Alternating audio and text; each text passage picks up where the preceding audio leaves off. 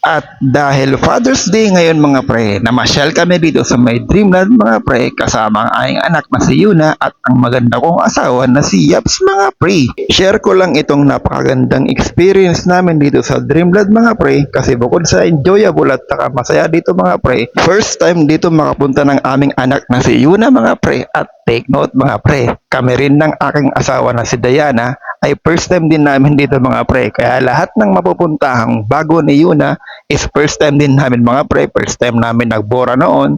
First time din namin ng asawa ko na magboracay noon. Kaya itong playground na ito na napupuntahan namin o nadadaanan namin sa may mga mall mga pre, ngayon ay nakapunta na kami. Napakasaya pala dito. Kasi hindi namin na-experience ng aking asawa.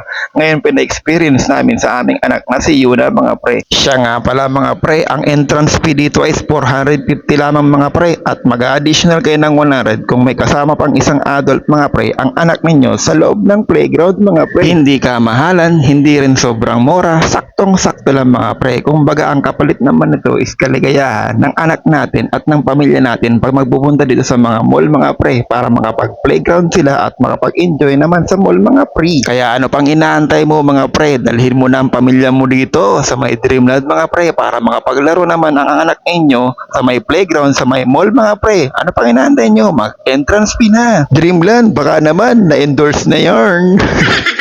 Hehe, na-promote na yan, Dreamland. Pero biro mga pre, maganda naman talaga dito sa Dreamland mga pre. Ang dami niyang pwedeng pagpuntahan, slide, yung mga bahay, yung mga climbing. Ang dami niya mga pre. Kaya kung ako sa inyo mga pre, dalhin nyo na ang anak dito nyo mga pre.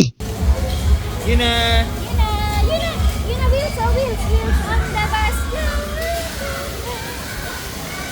Ito. Isang oras nga lang yung 450 pesos namin dito mga pre. Pag lumagpas ka, mag-additional payment ka dito mga pre. Kaya kung ako sa inyo, pag napunta kayo ng Dreamland mga pre, sulit-sulitin yung mga rides dito saka mga activity dito mga pre. At ito nga si Una mga pre, ayaw nang umuwi mga pre, ayaw nang umuwi. Yan na, let's go.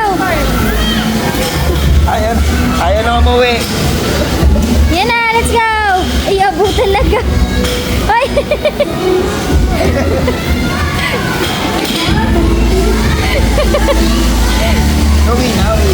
Ano na?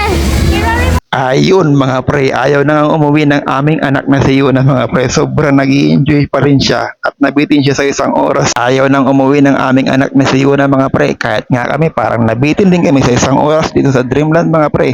Sulit na sulit talaga yung 450 pesos. Walang pagsisisi mga pre. Uulit-ulitin namin ito para lang mag-enjoy ang aming anak na si Yuna mga pre. At huwag ka nang malungkot baby Yuna. Next Sunday ulitin natin to pag may pera ulit tayo mga pre. Hanggang sa muli mga pre, don't forget to follow, comment, and share kay Chris Casili Vlog mga pre para sa mga susunod na mga vlog mga pre.